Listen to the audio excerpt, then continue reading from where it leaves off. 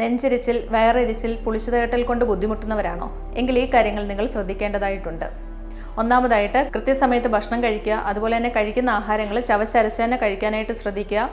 അതുപോലെ തന്നെ കഴിച്ച ഉടനെ കിടക്കാൻ പാടില്ല. അത് നമ്മുടെ ആമാശയത്തിലുള്ള ഭക്ഷണം അന്നനാളത്തിലേക്ക് വന്നിട്ട് പല പ്രശ്നങ്ങൾ ഉണ്ടാക്കാൻ ചാൻസ് ഉണ്ട്. അതുപോലെ അമിതമായിട്ടുള്ള മാനസിക സമ്മർദ്ദം, ഉറക്കക്കുറവുണ്ടെങ്കിൽ അത് പരിഹരിക്കേണ്ടതായിട്ടുണ്ട്. അതുപോലെ തന്നെ വറുത്തതും പൊരിച്ചതുമായിട്ടുള്ള ആഹാരങ്ങൾ, എയറേറ്റഡ് ഡ്രിങ്ക്സ്, ജങ്ക് ഫുഡ്, പിന്നെ അജിനോമോട്ടോ അടങ്ങിയ ഭക്ഷണ പദാർത്ഥങ്ങൾ, പിന്നെ അതുപോലെ തന്നെ ഉപ്പ്, എരി, പുളി, മധുരം അതിൻ്റെ അളവ് കുറയ്ക്കുക. അതുപോലെ തന്നെ അധികം പുളിയുള്ള ആഹാരങ്ങൾ, ഭയങ്കരമായിട്ട് പുളിപ്പിച്ച തൈര്, പിക്കിൾസ്, കച്ചപ്പ് പോലുള്ളവയൊക്കെ ഒഴിവാക്കേണ്ടതാണ്. ആഹാരത്തിൽ കുമ്പളങ്ങ, പടവലങ്ങ, അതുപോലെ തന്നെ കുക്കുംബർ ഇതൊക്കെ ഉൾപ്പെടുത്തുന്നത് നല്ലതാണ്.